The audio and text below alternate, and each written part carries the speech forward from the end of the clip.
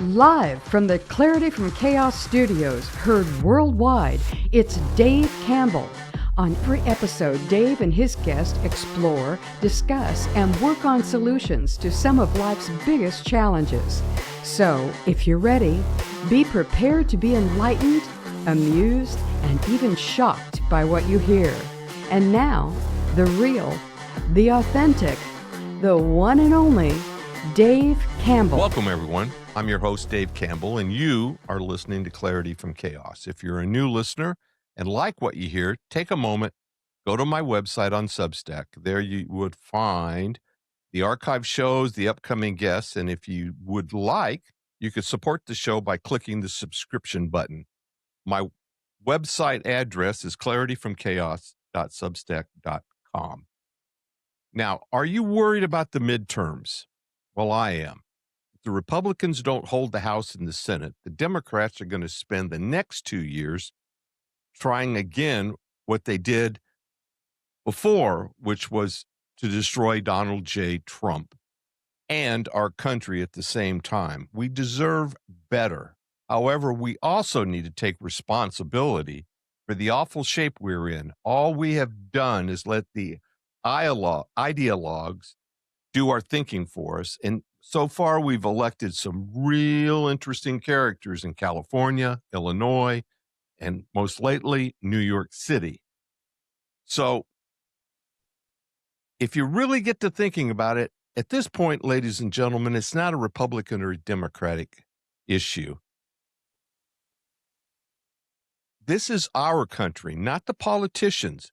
We elect them to represent us, not the other way around. And before we move on, I'd like to share just a little piece of scripture for you. This is from Deuteronomy 31, verse 8. It is the Lord who goes before you. He will be with you. He will not leave you or forsake you. Do not fear or be dismayed.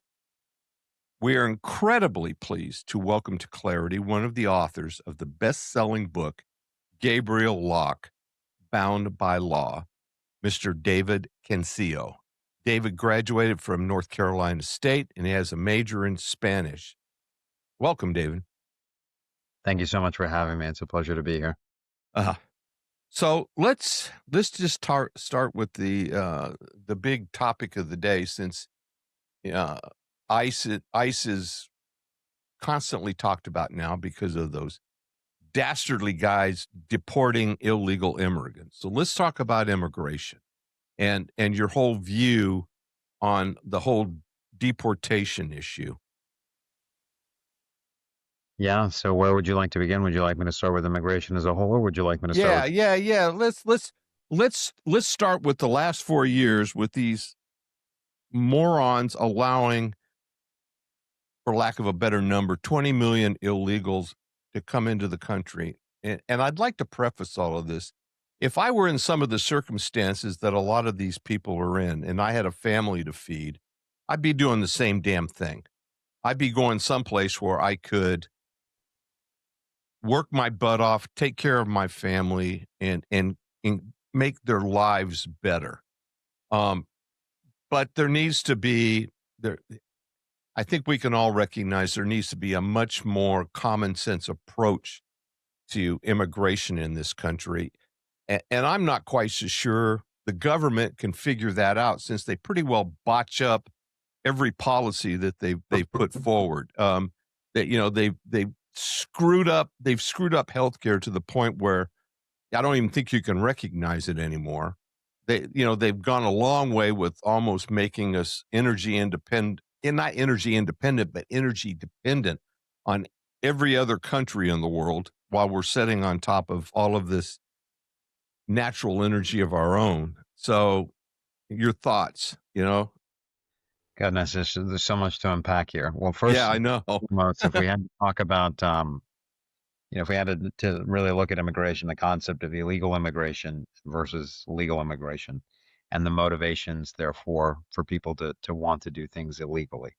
There is absolutely no doubt that there are certain people who are under threat, either from political instability in their countries, or let's say if we take Mexico and Central America, where there have been gangs that have overrun the government, that control large swaths of territory that have been allowed to fester like a wound and a terrible infection that have allowed the rot to sit into the country. And when you turn on the TV and you see that the cartel rolled through, 2 or 3 small towns and murdered and decapitated 150 people and left their bodies to rot to carrion in the sun, you obviously feel for these people.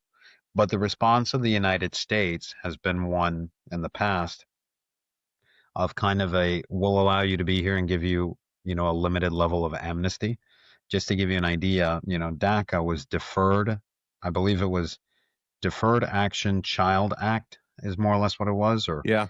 something along those lines, but it was a deferral. So you had President Obama, who was in the unique position to tackle it, and we all know that he was clearly criticized for his lack of leadership in his first term. He got better in his second term in terms of being a leader, but we know that there were certain things that he didn't really handle well. So Right. what happens? You have a lot of these individuals who have come over hoping to build a life, and they've done it illegally, and they're not given any kind of amnesty now.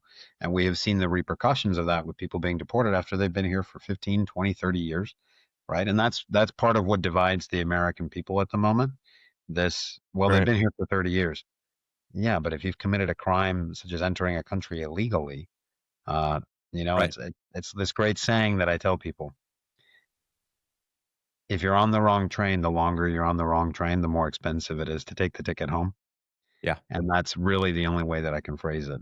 Yep. Now, you look at what we did over the last 4 years. I mean, that was abhorrent. We just allowed people to come through. President Right. Trump, during his first administration, when he forced these immigrants to wait in Mexico or to wait in other places, they just stopped coming. So that worked as a natural deterrent.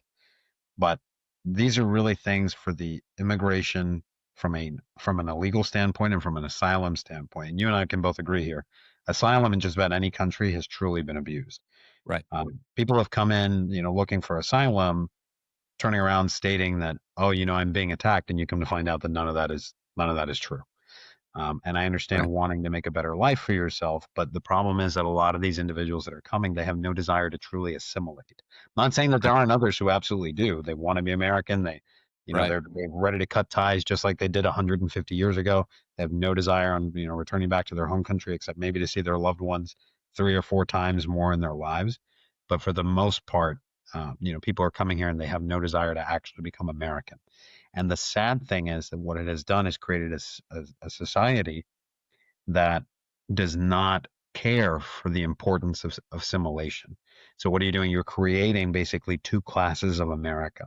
And that is a political divide that has been strategically put together by a bunch of names that you and I don't have Yeah. enough time to name right now. Right. Yeah. No. Exactly. And I think to your the issue you bring up about assimilation is interesting because we are now in the throes of uncovering one of the largest corruption incidents that I can remember in my lifetime with the Somali community in Minnesota. And they absolutely didn't want to assimilate. They were brought over. They were brought over by Obama. They Yep. were dropped into the 5th district in Minnesota, which then allowed a couple of Congress people to become elected, and they basically brought their culture with them, um, and they were pandered to.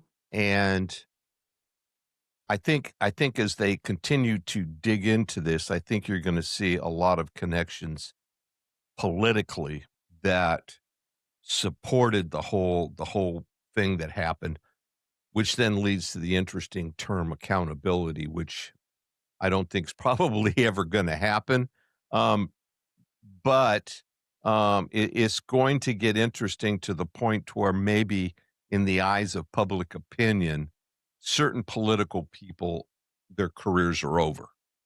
I don't think they're going to be deported like everybody would like to see Omar, you know, boxed up and put on a plane back to Somalia. I don't think that'll ever happen. But what may happen is there's enough public awareness around everything that's happened in that community that there may be some different elected officials um, to come in there as opposed to what they have now. I'm not sure, but I think as they continue to dig into the trash heap that is that whole mess, I think there's going to be some interesting things that are found out. And as people are arrested and drug out of their homes, I think they're going to start explaining a little bit more um, information than what's already known about who was on the take and who wasn't. You know, When I think of Minnesota, I just think of two of the greatest movies of all time. I think of Grumpy Old Men and I think of Grumpier Old Men. And I just don't see, there's, yeah, I'm yeah. dying at the point in my life to go to Wabasha, but, There you you go. know, Uh, uh, I have a hard time seeing the Somalian community just fitting in there. And I don't say that because of, I don't say that because of difference in pigmentation or religion, or that it really has nothing to right. do with it. It has to deal with the fact that, Somalia is a pretty warm country. So to be dropped off in the middle of the freezing Yeah, it did. wasteland Yeah, of yeah, Minnesota, it's yeah, still a big drop. yeah. But, Where ice fishing is the national sport, right. and Uh, before they left Africa, they were running around in shorts and sandals, right. and And they got to now be and freezing in Minnesota. yeah, yeah. Um, It is an interesting climate change for them, but but it's the whole thing. I think the whole thing probably was inevitable anyway, David. no, I just if you look at the culture in Somalia, they've been very, very vocal about we're not going to assimilate. This is who we are, and they basically created their own little niche there in Minneapolis. Um, so I don't think it was a foregone conclusion of what ended up happening. What I'm extremely disappointed in and interested to find out is the whistleblowers and when they started raising the flag that this was going on.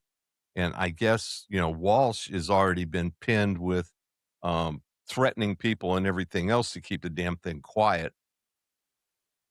So, and even today he held a press conference saying that he wants to bring more people from Somalia into Minnesota, which because is insane. the problem is that you see these people. I think what President Trump has done really, really well is that he has exposed those who crave power before Yeah, patriotism.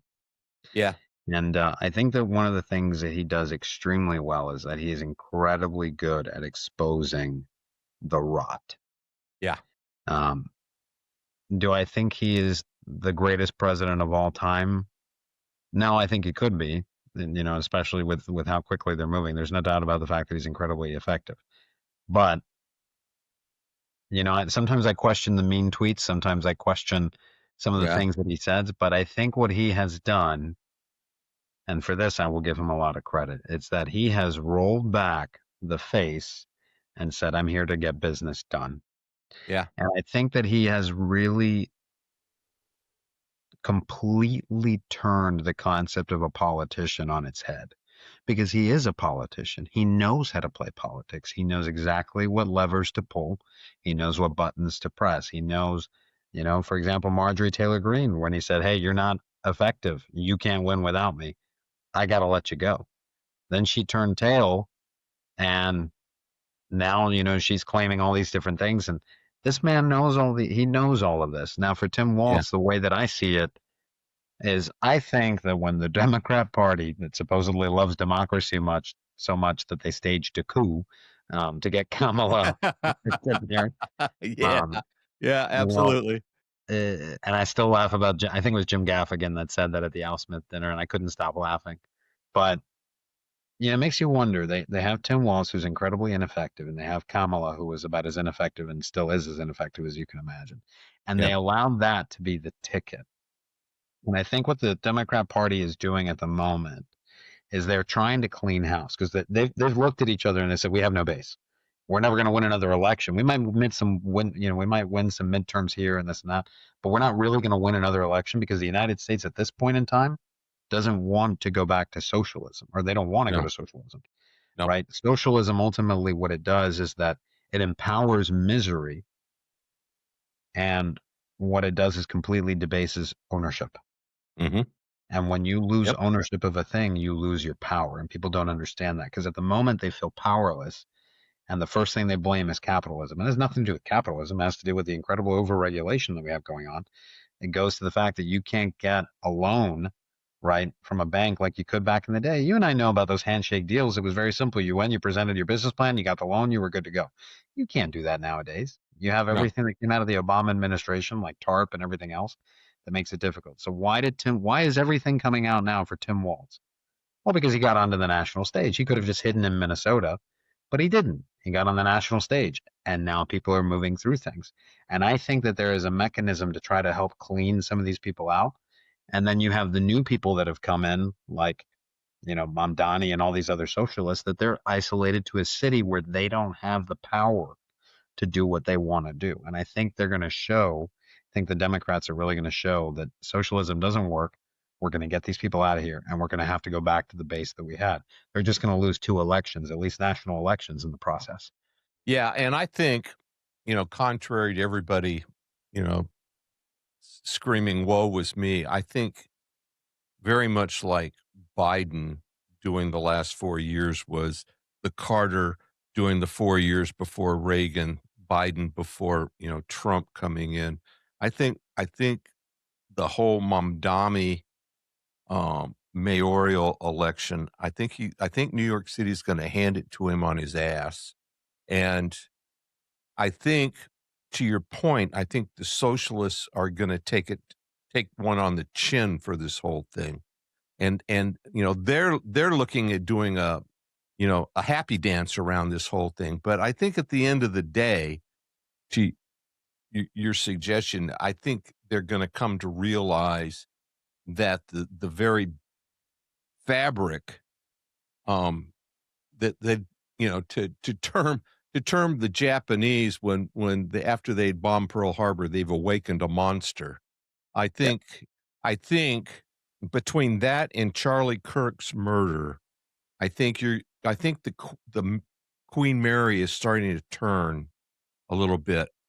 And that's why I'm proposing that the church become more involved and everything else, because I think it needs a big push to really get people back into a spiritual thought process where they're electing people that are much more responsible than some of these morons that we entertain today.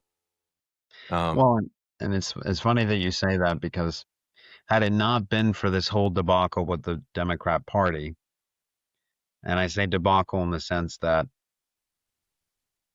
it will never ever leave my mind that at the Democrat National Convention, they had 2 mobile abortion clinics sitting outside of the convention center, yeah, and they performed 19 abortions. Now I understand that I for one as a practicing Roman Catholic do not agree with abortion, and I am against it. The problem is that is also an incredibly open term, right?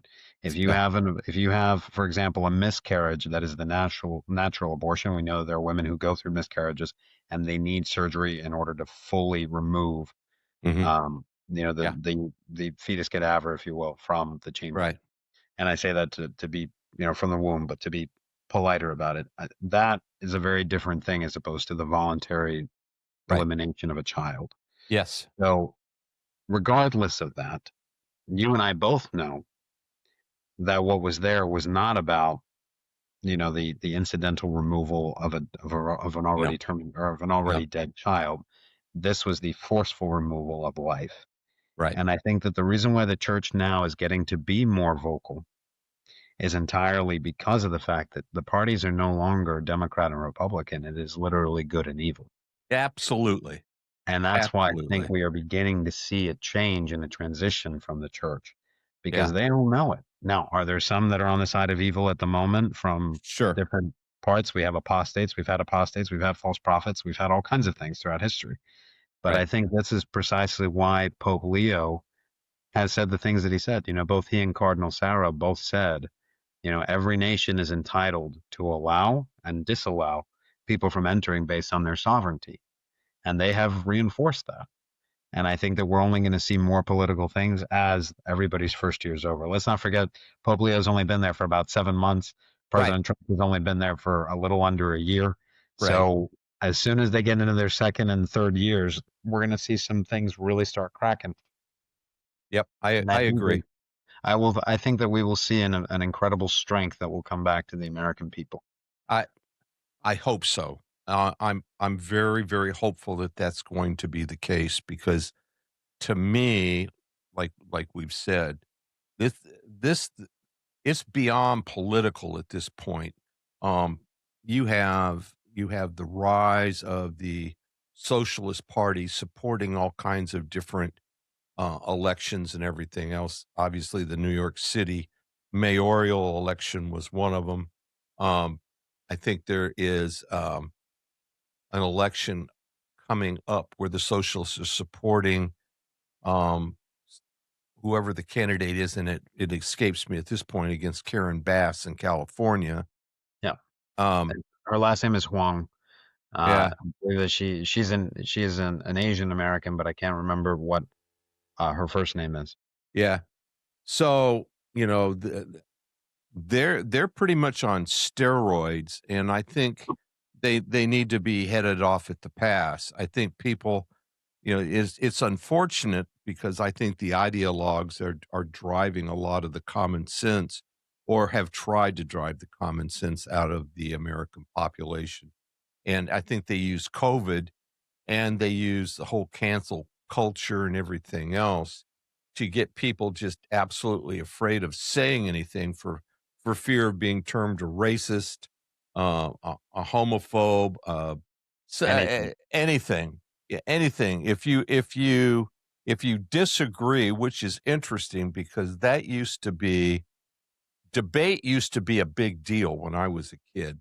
Sure. Uh, it was a big deal in school.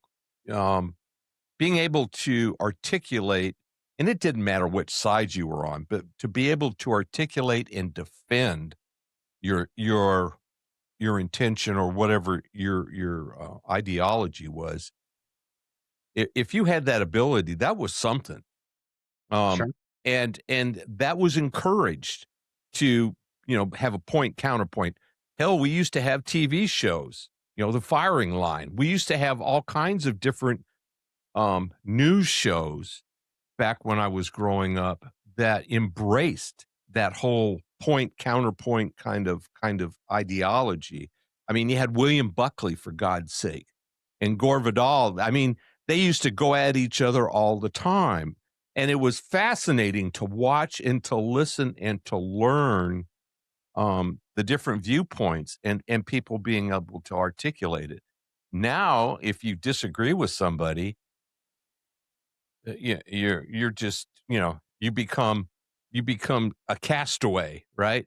Yes. Um, and I think part of that was being people being able to unfollow somebody off of social media and to block them on social media. COVID made it proper to Sure. yeah, to cancel somebody if they disagreed with you, and it's just gone on and on. And I think that's starting to change a little bit too. Well, I had a friend recently who sent me a message, and I love her to death. But she sent me a message, and she said, I've been really distant from you over the last year because you've chosen to vote and defend this king that we have." And I started laughing. And I said, Oh, oh you know, my. if he were truly a king, none of the protests that you attended would have ever happened. Right, That, and this is not for me to make fun of her. That's not the point. But what I'm right, trying to get at is you have people who have become delusional into believing that anti-Trump is the moral high ground. right. Yeah, And it's not only not the moral high ground, but it is actually the moral low ground yeah, because they are incapable of understanding the deeper things that this man is doing right now for the American freedom. yeah. and they don't see it and they don't understand it because many of them are incapable of understanding how truly our social structures are put together, how our legal structures are put together, how our economic structures are put together. Yeah. And what we are ultimately doing is that for the sake of this fake comfort, we are surrendering our ability at class mobility. Yep. And that is what people don't understand. Yep. Exactly. Um, Yeah, not you a know, bad host or not a bad guest, huh? yeah. I mean, but that's exactly what's going on. Um, and you try to get somebody to acknowledge what you just said, and it falls into they're already formulating their response before excuse me, before you even finish speaking. Yes. Yeah, the whole term, the whole word of proactive listening and actually sitting there for a moment and keeping your mouth shut and your ears open and actually listening to somebody is almost become a lost art, Dave. It's People don't do it anymore. You could see them formulating their response about 3 nanoseconds into whatever you're going to say, 100%. you know? And it's almost to the point where if you see somebody doing that, you can just in midstream change complete course, right? Come up with something else and then let them respond to what they thought you were going to finish saying, you know? And the price of tea is blah blah blah blah blah, and they're Right. they're off they're off talking about, tariffs or something, right? So Right. you could actually have a little bit of fun with it. And I think there's some comedians that are actually doing that now. Um, Go ahead. No, I was gonna say, the whole tariff thing. I recently left the company that I was working at, which was a company from overseas, and you know, they couldn't stand the fact that I voted for our president. I think everybody knew it. I didn't even tell them; they just knew it from knowing me. Yeah, And yeah. Right, and right. they said, these tariffs, they're killing us. And I said, well, you can always build it in the United States and just import the lumber. And Exactly. everyone was like, that was the end of the world to say that. And I said, well, if you want to play in a big boy game, okay, if you want to make big boy money, you got to play the big boy game. And with all due respect to your country and to, the continent that you're from, you're not playing like the big boys right now. Right. And, if you want to have a big boy win, you got to play big boy hard. And most of them Yeah. don't. Well, But anyway, please continue. I was gonna say, one of the things that I found fascinating was Trump's visit to the Middle East well before the peace accord, with Israel and Hamas happened, where he actually went over there. He was like playing three-dimensional chess. Yes.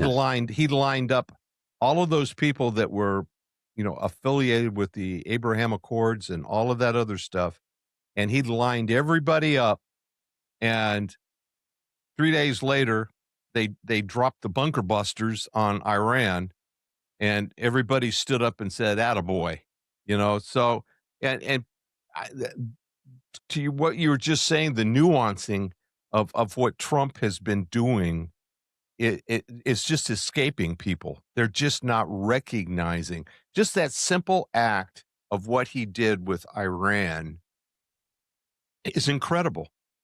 What it did, what it did to the world, what it did for us as a country. That you're not going to be mucking about. I mean, he's been dropping hand grenades on these Venezuelan drug boats, and now he's seizing their damn tankers because they've been playing hide the salami with registries and everything else to get out from underneath moving oil that they shouldn't be moving, Right. and he's basically pulled the curtain back on that. And now he's taking their damn boats from them.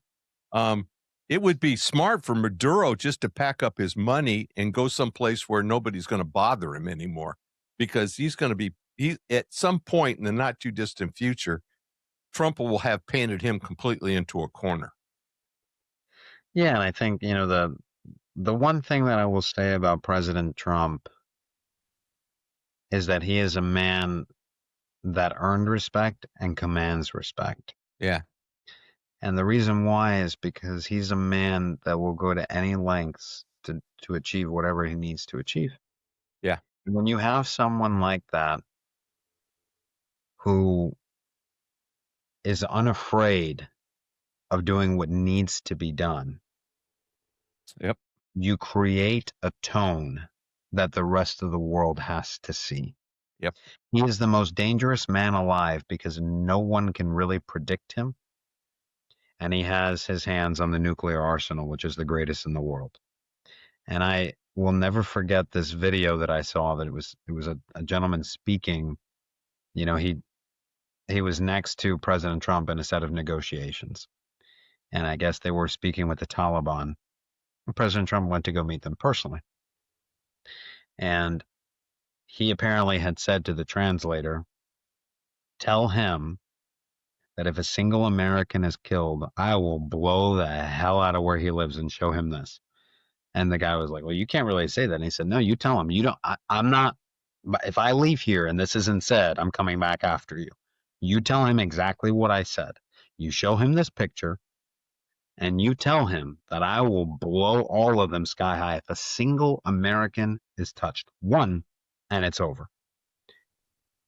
And so obviously the Taliban was very upset about it, except the moment they saw the house, or the moment they saw the picture, they realized it was their house, their Yeah. hidden house that no one was supposed to know about. Exactly.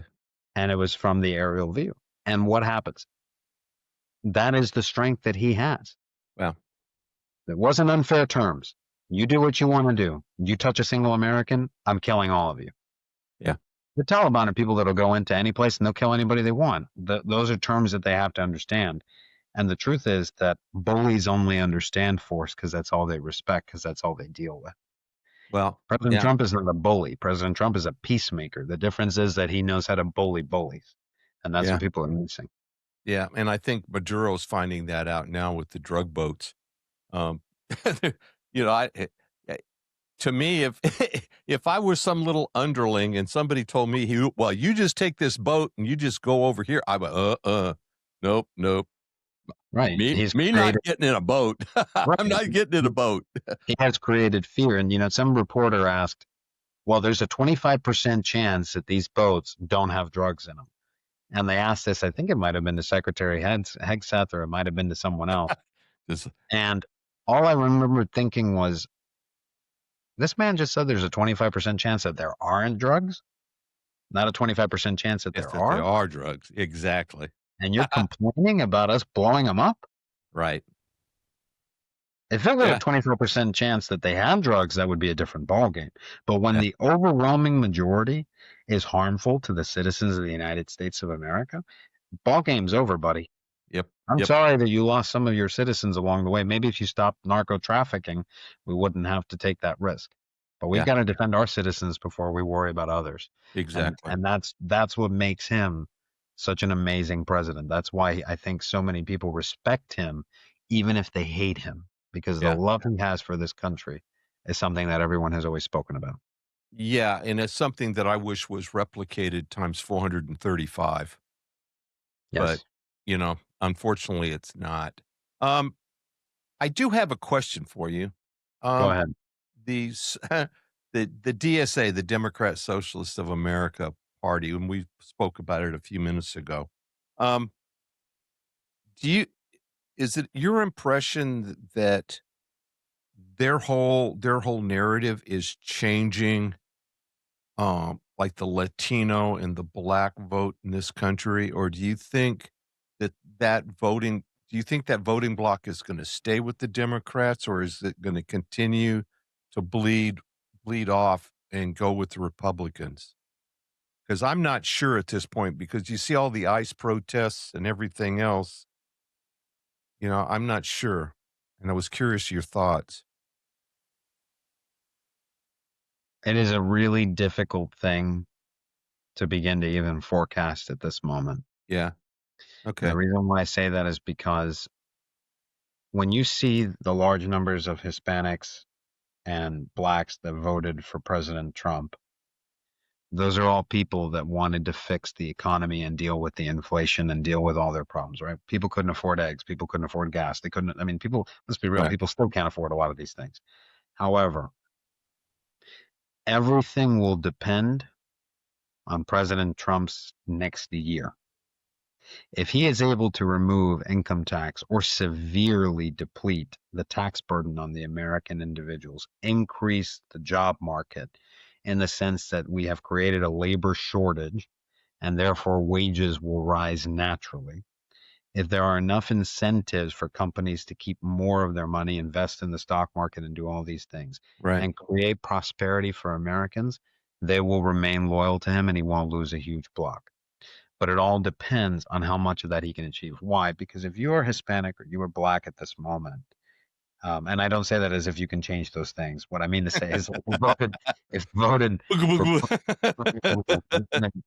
and for all your listeners, hopefully they'll forgive me.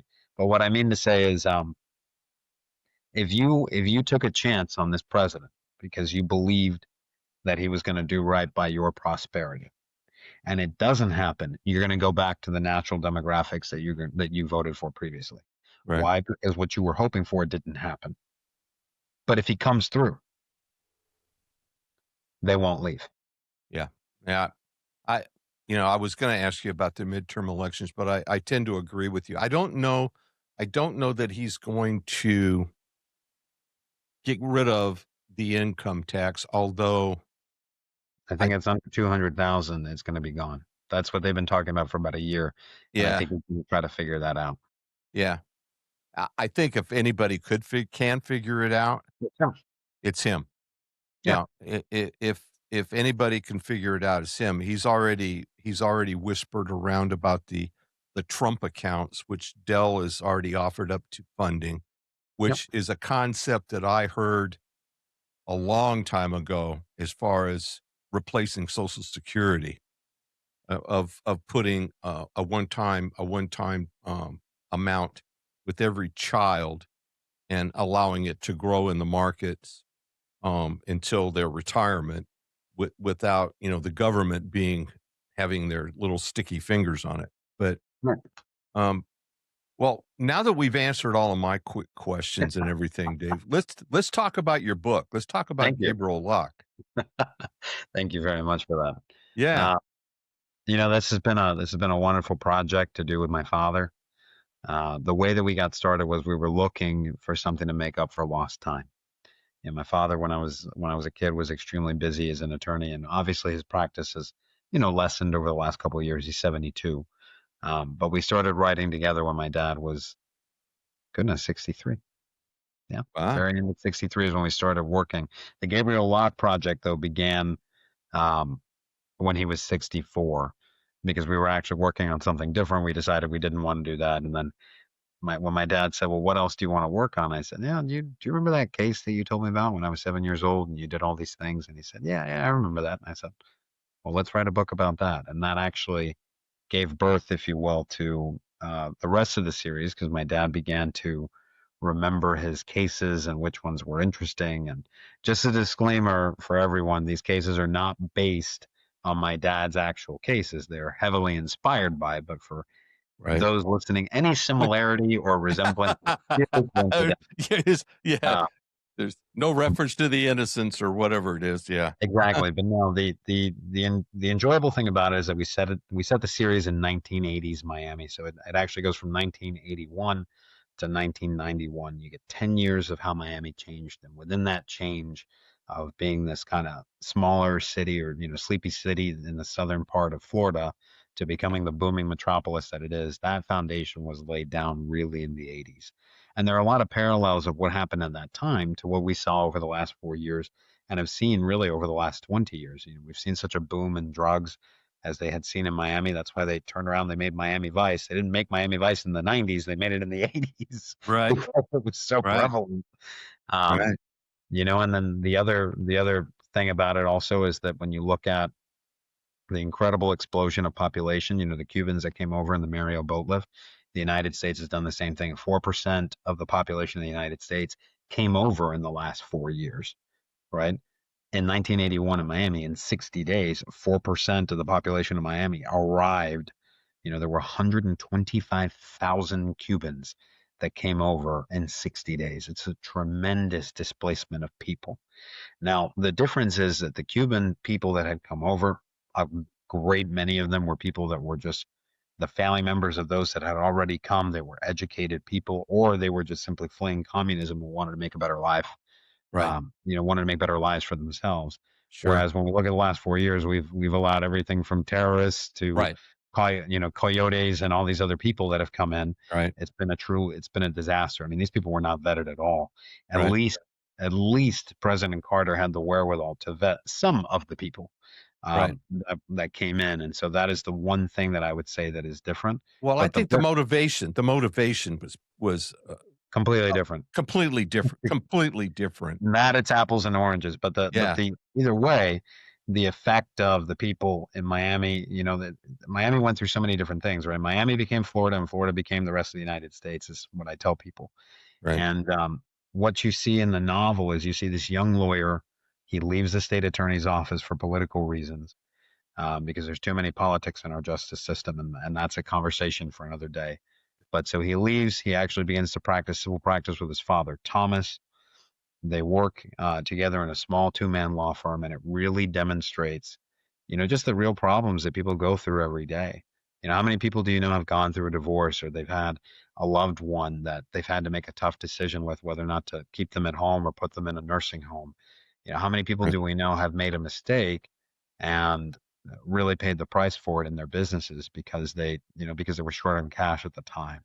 Right. These are all these kinds of cases that Gabriel deals with. And really what we see is how, as a civil attorney, you really place yourself between your client and the trouble at hand. And so, what he really learns in this first year is just about really how to maintain who he is and his moral code in a very trying time with very trying clients. And Yeah. some of them mean very, very well, but they're just caught up in very bad situations. And then you have other ones that are in great situations that just make bad decisions. And so that is the first book, Gabriel Locke, Bound by a Law. You can find it anywhere. But actually, the second one just came out. We were reviewed even higher for that one. That is Gabriel Locke, Bound by Fate. And I have a copy of There it. you go. All right. This is the second novel. And then this one here is the first novel. Both of them were reviewed very, very well. And amazingly enough, book two ended up being supposedly much better than book one, even though book one is presently rated at 4.8 stars out of 5. So I Wow. didn't know how we could get that much better. But book two is presently rated at 4.9, which I'm fine with because it's hard enough to beat. But Right. everyone that has read book two so far that has spoken with me about it has actually turned around and said, you really developed him more. The cases are a bit deeper, they're more intense. And the exciting thing about book two is that you see in book one Gabriel really learning how to maintain his professional life, but you don't really know anything about his personal life. And in book two, you see what happens when his personal life and his professional life clash because of events in his past that he's left unresolved. Yeah. And Wow. I think it's an exciting series. There are 7 books total.